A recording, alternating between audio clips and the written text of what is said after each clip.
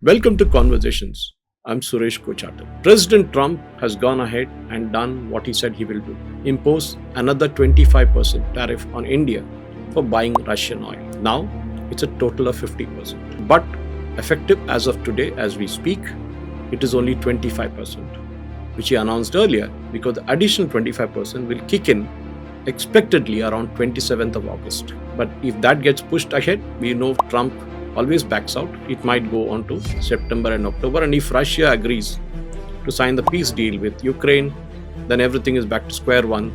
We don't have to pay anything else and we can still continue buying Russian oil. Many people have been writing in business papers. Many have been asking questions. There have been news debates on subject as to what will India face if it gets hit with the 50%. There are few sectors that India will be impacted. Of course, pharmaceuticals will not be that, nor will software services be, because these are two exempt categories. They don't even fall under the 25%. So that we can relax. The sector that is, if hit by 50%, will be shrimps, textiles, machinery, that is low-end machinery, and of course, gems and jewelry. Of this gems and jewelry, India still will have an edge even at 50%, because we are the kings of cutting and polishing. The second sector that might get hit is textiles, where Bangladesh has an upper hand. India does have an upper hand in hosiery.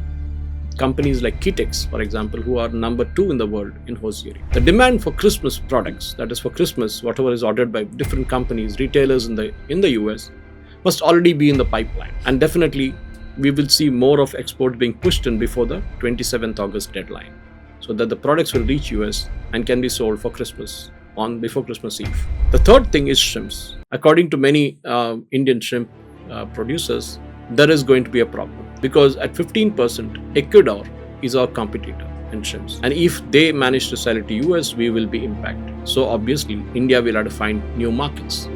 And why not domestic market? The problem is to realize a higher value. Many shrimp producers export their produce. Rightly so.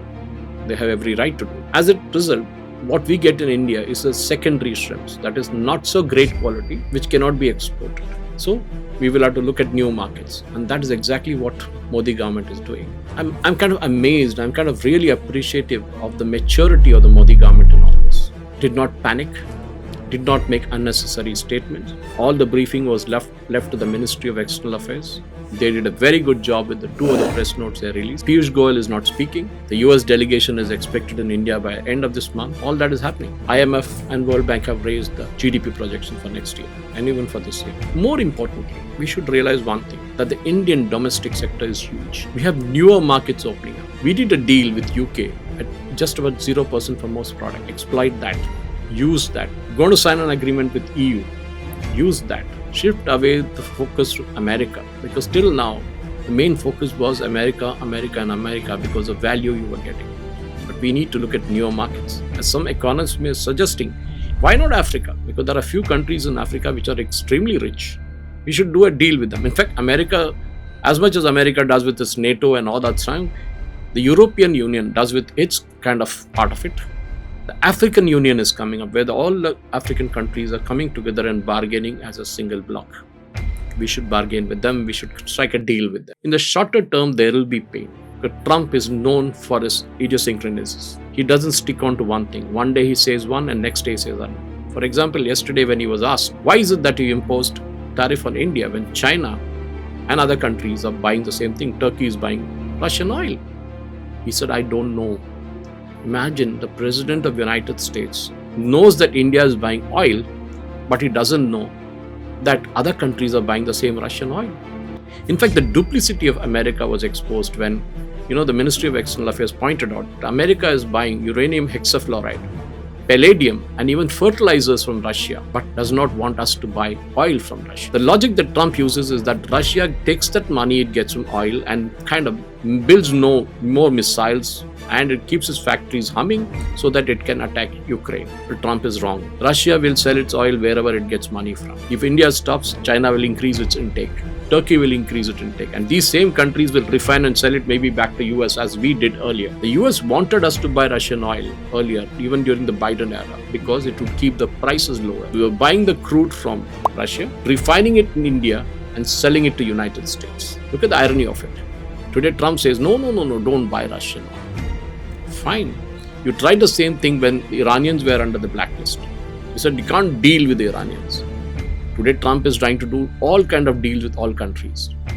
His initial bluff during his campaign days was that we will make America great again. But then it is not happening. Manufacturing is not going to come to America again, at least not in the near future. America is a high-cost economy. Actually, as they say, the plumber cost more than the tap he has come to fix, and that is why America is gone. High wages are killing American industry.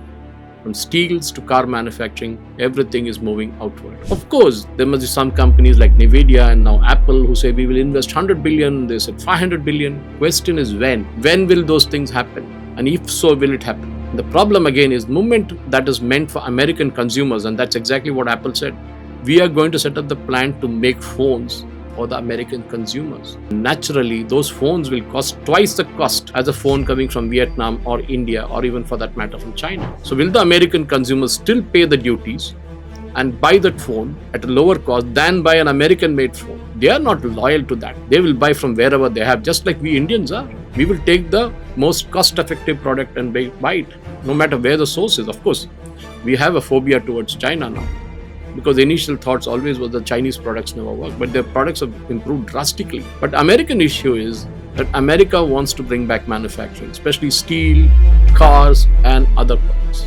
But that will never happen. Bring the wage cost down, that is not possible, because you have already taken the wage cost to a level where it has become totally uncompetitive. That is why companies have moved to Mexico, Canada, China, and even other countries. Today, we are the second or the third largest car manufacturer in the world. We will dictate terms. We are the second largest steel manufacturer in the world. I'm talking of India. And we are the fourth largest economy.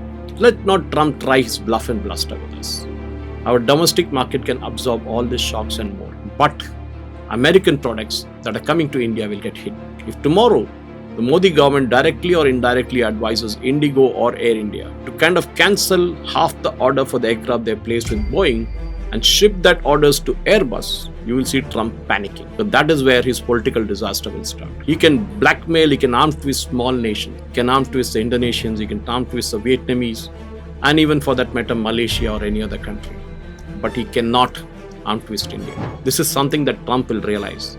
For all his bluff and bluster, Modi government has stood firm. And that is what I said before. I appreciate that. Don't react to Trump. Let him say what he wants. Sooner or later, he'll run out of dialogues.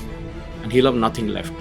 He will have to come to us at our terms. Because we will not agree on 3 or 4 things. We will never agree on American agriculture produce coming to India because it is genetically modified.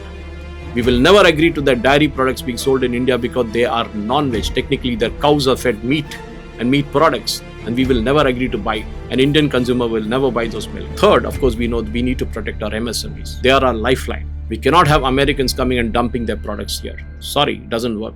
If you want to have a joint venture, so be it. But we will not allow American products to be dumped in India. As much as we didn't like the Chinese products being dumped in India. Do a fair deal with us. There are no issues at all. But remember, we are a huge consuming nation. That is Bharat. Thank you for watching. Jai Hind.